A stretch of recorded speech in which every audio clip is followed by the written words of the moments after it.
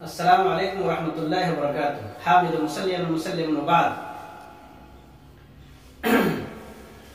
اعوذ باللہ من الشیطان الرجیم. بسم اللہ الرحمن الرحیم.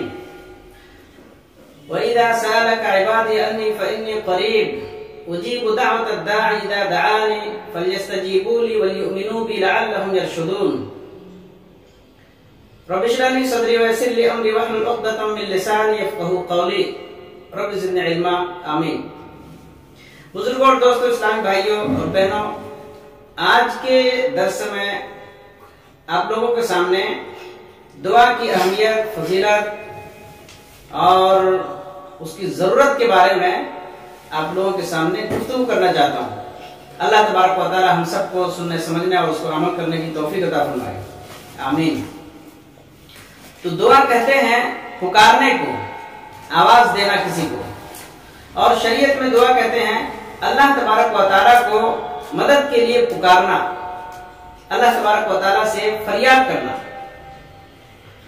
تو دعا میں بندہ اللہ تبارک و تعالیٰ سے اپنے دین اور دنیا کی بھلائی مانگتا ہے، اور اسی طرح ایک بندہ اپنے دین اور دنیا کے نقصان سے بچنے کے لیے اللہ تبارک و تعالیٰ سے سوال کرتا ہے، اللہ سے فریاد کرتا ہے.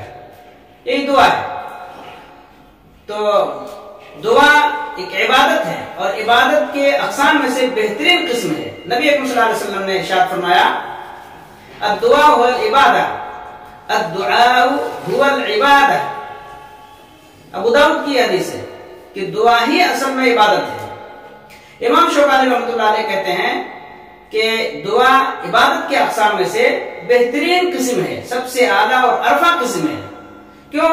اس لیے کہ دعا کی حالت میں جب بندہ اللہ تبارک و تعالیٰ سے دعا کرتا ہے تو اس دعا کی حالت میں وہ اپنی انتہائی مجبوری اور بے کسی کا اظہار کرتا ہے، جو دوسری کسی اور عبادت میں ظاہر نہیں ہوتا. جب بندہ کسی مصیبت میں پڑ جاتا ہے، کسی مشکل میں پڑ جاتا ہے، تو آپ دیکھیں گے کہ اپنے سارے خیالات کو مجتمع کر کے جو ہے اللہ تبارک و تعالیٰ کی طرف متوجہ ہوتا ہے، اور رو رو کر گڑگڑا کر کے خالص اللہ تبارک و تعالیٰ سے دعا کرنے لگتا ہے. یہی دعا کی اصل روح ہے.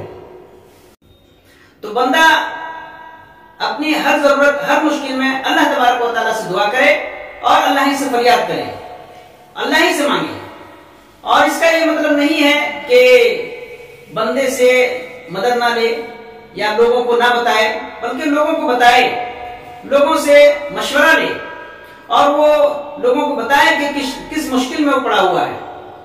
لیکن وہ یہ توقع نہ رکھے کہ یہی آدمی ہماری مشکل دور کر دے گا، یہی آدمی ہماری مصیبت دور کر دے گا. یہ بالکل توقع نہ رکھے، بلکہ اللہ سے امید رکھے، اللہ ہی سے توقع رکھے، اور اللہ سے آگے کسی کو نہ رکھے، اللہ سے کسی کو مقدم نہ سمجھے، بلکہ اللہ ہی کو ہر چیز میں، ہر معاملے میں آگے رکھے اور اللہ سے توقع اور امید رکھے.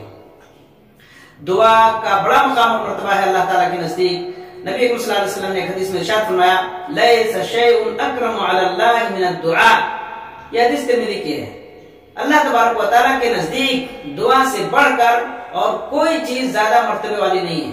سب سے زیادہ مرتبہ اللہ تبارک و تعالیٰ کے نزدیک دعا کی ہے. دعا کا بڑا مرتبہ ہے. دعا اللہ تبارک و تعالیٰ کو بہت پسند ہے. بندہ جب اللہ تبارک و تعالیٰ کے سامنے ہاتھ اٹھاتا ہے اور اللہ سے مانگتا ہے، فریاد کرتا ہے، تو اللہ تبارک و تعالیٰ کو شرم آتی ہے کہ اس کا ہاتھ خالی پھیر دے. بندے کی ہاتھ کو اللہ تعالیٰ خالی نہیں پھیرتا ہے، اس کو شرم آتی ہے. تو بزرگوں اور دوستوں، اسلامی بھائیوں، اسی طرح سے دعا تقدیر کو بدل دیتی ہے. آدمی تقدیر کا رونا روتے رہتے ہیں کہ ہماری تقدیر میں نہیں ہے، ہماری تقدیر میں نہیں ہے، جو تقدیر میں تھی وہ ہوا. لیکن نبی صلی اللہ علیہ وسلم کی حدیث یاد رکھنی چاہیے. نبی اکرم صلی اللہ علیہ وسلم نے ارشاد فرمایا لا يرد القضاء الا الدعاء. تقدیر کو کوئی چیز نہیں ٹال سکتی سوائے دعا کے. تو دعا اتنا پاورفل عمل ہے اور ایک ایسی عبادت ہے کہ دعا تقدیر کو بھی بدل دیتی ہے، اور تقدیر کو کوئی دوسری چیز نہیں بدل سکتی، لیکن دعا تقدیر کو بدل دیتی ہے. تو دعا آپ کی زندگی بدل دے گی، دعا آپ کی تقدیر بدل دے گی، دعا آپ کی زندگی کا کایا پلٹ دے گی، آپ کی دنیا اور آخرت بنا کر رکھ دے گی. آپ کی ساری مصیبتوں کو دعا دور کر دے گی، اور جو خیر اور بھلائی آپ چاہتے ہیں دعا کے ذریعے اس کو آپ حاصل کر سکتے ہیں۔ اس لیے سب کو چاہیے کہ وہ دعا کو لازم پکڑیں اور زیادہ سے زیادہ دعا کریں، دعا کرتے ہوئے کبھی تھکے نہیں اور ہار نہ مانیں، اور یہ نہ سمجھیں کہ دعا قبول نہیں ہو رہی ہے۔ شیطان بھی وسوسہ ڈالتا رہتا ہے کہ تمہاری دعا قبول نہیں ہوگی، تم گنہگار ہو اور تمہاری اتنے ساری خواہشات ہیں، کون کون سی دعا تمہاری قبول ہو۔ یہ ہرگز نہیں سمجھنا چاہیے۔ نبی اکرم صلی اللہ علیہ وسلم نے ارشاد فرمایا بندے کی دعا قبول ہوتی ہے جب تک کہ وہ جلد بازی نہ کرے۔ پوچھا کہ جلد بازی کا مطلب کیا ہے؟ کہا کہ بندہ یہ کہے کہ میں نے دعا کی اور دعا قبول نہیں ہوئی، نہیں، بلکہ وہ دعا کرتا رہے، بار بار اللہ تبارک و تعالیٰ کے سامنے اپنی فریاد کو رکھے اور اپنے مقصد کو رکھے اور اللہ تبارک و تعالیٰ سے مانگتا رہے۔ دعا مومن کا ہتھیار ہے۔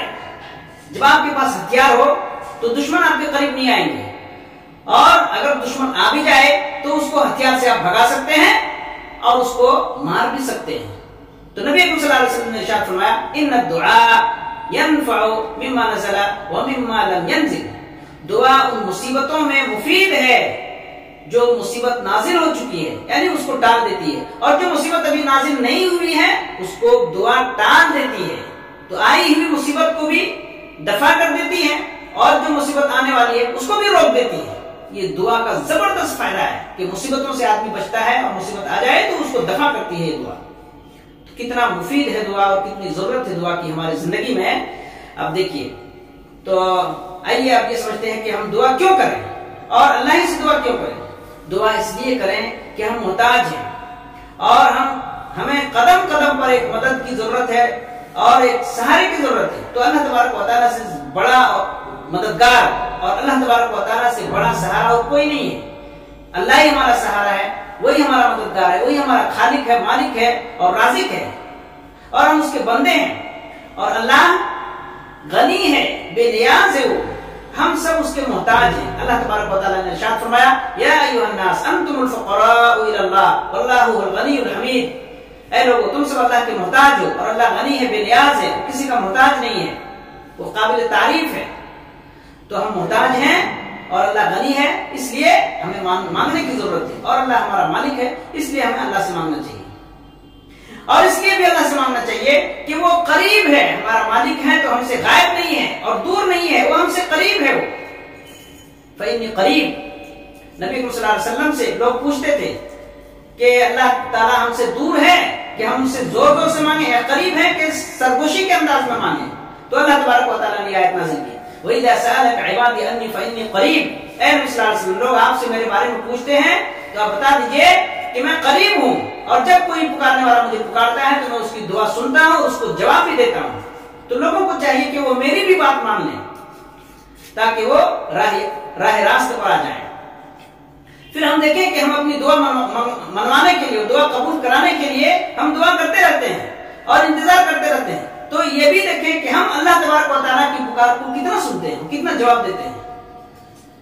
مؤذن دن اور رات میں 5 دفعہ حی علی الصلاۃ حی علی الفلاح کہتا ہے کہ آؤ نماز کی طرف، آؤ کامیابی کی طرف، لیکن ہم کتنی دفعہ اللہ کی اس پکار کو قبول کرتے ہیں اور کتنی دفعہ اس کو مانتے ہیں اور کتنی دفعہ ہم ٹھکرا دیتے ہیں؟ تو اللہ نے کہا کہ ہماری بھی بات وہ مانیں، جب وہ اپنی بات منوانا چاہتے ہیں تو ہماری بات بھی وہ مانیں۔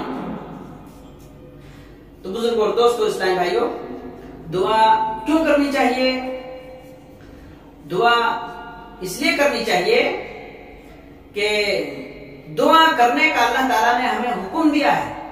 اللہ سبحانہ و تعالیٰ ارشاد فرماتا ہے وَاسْأَلُوا اللَّهَ مِن فَضْلِهِ، لوگوں اللہ تبارک و تعالیٰ سے اس کا فضل مانگو۔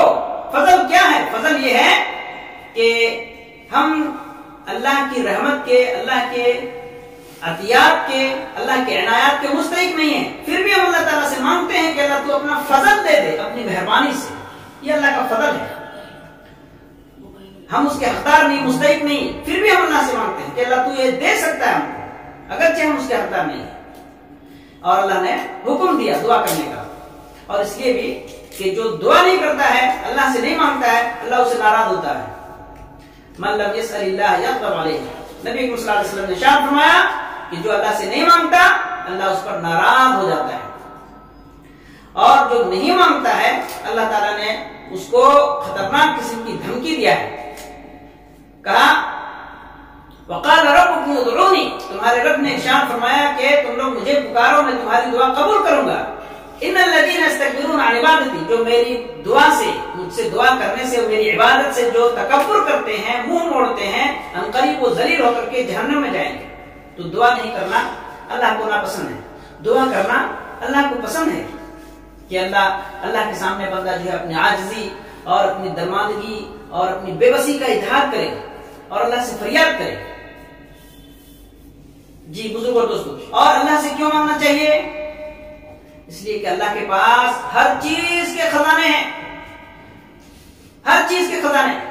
آپ مارکیٹ میں جائیے، کسی بڑے سے بڑے جو ہے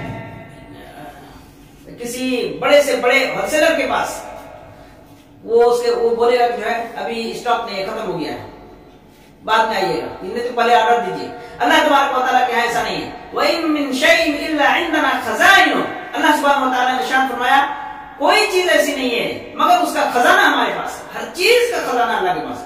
تو جس کے پاس خزانہ ہے اس سے مانگنا چاہیے، نہ کہ اس سے جس کے پاس خزانہ ہی نہیں ہے، کسی خزانے کا مالک نہیں ہے، کسی پیر، کسی درگاہ، کسی مزار، ادھر دور بھی جانا بھی پڑے گا آپ کو. اللہ نزدیک ہے، آپ کہیں سے بھی اللہ کو مانگ سکتے ہیں، کبھی بھی مانگ سکتے ہیں. کوئی مقررہ وقت نہیں ہے، کوئی فکس وقت نہیں ہے. وہ قریب بھی ہے اور خزانے کا بھی مالک ہے. وہ جیسے چاہتا ہے اپنا خزانہ تقسیم کرتا ہے اور اس کے خزانے میں کبھی کمی بھی نہیں آتی. وَلِلَّهِ خَزَائِنُ السَّمَاوَاتِ وَالْأَرْضِ، اللہ کے پاس زمین و آسمان کے خزانے ہیں. اور اللہ سے کیوں مانگنا چاہیے؟ اللہ سے اس لیے مانگنا چاہیے کہ ہر کوئی جاندار، ہر مخلوق، تمام مخلوقات اللہ تبارک و تعالیٰ ہی سے مانگتے ہیں، اسی سے سوال کرتے ہیں. يَسْأَلُهُ مَنْ فِي السَّمَاوَاتِ وَالْأَرْضِ كُلُّ يَوْمٍ هُوَ فِي شَأْنٍ. زمین والے، آسمان والے سب اللہ سے مانگتے ہیں. آسمان والے سب فرشتے، زمین والے تمام انسان اور جنات، تمام مخلوقات، درندے، چرندے، پرندے، سب اللہ تبارک و تعالیٰ سے مانگتے ہیں اور سب کو اللہ تعالیٰ دیتا ہے. تو اسی سے مانگا جائے جس سے سب کو ہی مانگتے ہیں، نہ کہ اس سے جو کسی چیز کا مالک نہیں ہے. تو بزرگوں اور دوستو اسلام بھائیو، جانوروں کے پاس اللہ کے سوا کوئی مالک نہیں ہے اور کوئی رازق نہیں ہے. تمام مخلوقات کا مالک اور رازق اللہ تعالیٰ ہی ہے. لیکن انسان نے اللہ کے سوا غیروں سے بھی مانگنا شروع کر دیا. کبھی مزار کے پاس، کبھی کسی درگاہ کے پاس، کبھی کسی ولی اور کبھی کسی پیر اور کسی بزرگ سے وہ مانگنا شروع کر دیا. تو اللہ ہی سے مانگنا چاہیے. وہی دعا قبول کرنے والا ہے اور وہی مصیبتوں کو دور کرنے والا ہے، وہی گناہوں کو بخشنے والا ہے اور وہی نیکیوں کو قبول کرنے والا ہے. اور بزرگ اور دوستو اسلامی بھائیو، دعا ہر ایک کی اللہ تعالیٰ قبول کرتا ہے. یہ بھی شیطان وہ ہمیں ڈالتا رہتا ہے کہ تمہاری دعا قبول نہیں ہوگی. اللہ تعالیٰ کافروں اور مشرکوں کے بارے میں کہا اس کی بھی دعا قبول ہو جاتی ہے. جب اللہ تبارک و تعالیٰ نے ارشاد فرمایا کہ جب وہ سمندر میں سفر کرتے ہیں اور کشتیاں بھنور میں پھنس جاتی ہیں تو وہ کہتے ہیں دعوا اللہ مخلصین لہ الدین، اللہ ہی کو اخلاص کے ساتھ خالص اللہ ہی کو پکارتے ہیں اور تمام معبودوں کو بھول جاتے ہیں. فلما نجاهم الى البر اذا هم مشركون، پھر جب اللہ تعالیٰ انہیں ساحل تک پہنچا دیتا ہے تو شرک کرنے لگتے ہیں. اور ایسا واقعہ جو ہے صحابی حضرت اکرمہ بن ابی جہل کے ساتھ پیش آیا. وہ جو ہے بھاگ رہے تھے نبی صلی اللہ علیہ وسلم سے، پھر کشتی میں وہ سوار ہوئے تو کشتی بھنور میں پھنس گئی اور ملا کہنے لگا کہ صرف ایک اللہ کو پکارو، وہی تمہیں اس مصیبت سے نجات دے سکتا ہے. اکرمہ بن ابی جہل نے کہا کہ ہم اسی سے تو بھاگ کے آئے اور یہ ملا وہی کام کرنے کے لیے کہہ رہا ہے، تو اگر اللہ نے اس مصیبت سے نجات دیا تو ہم نبی صلی اللہ علیہ وسلم کے پاس جائیں گے اور اسلام قبول کر لیں گے اور صرف ایک اللہ کو پکاریں گے.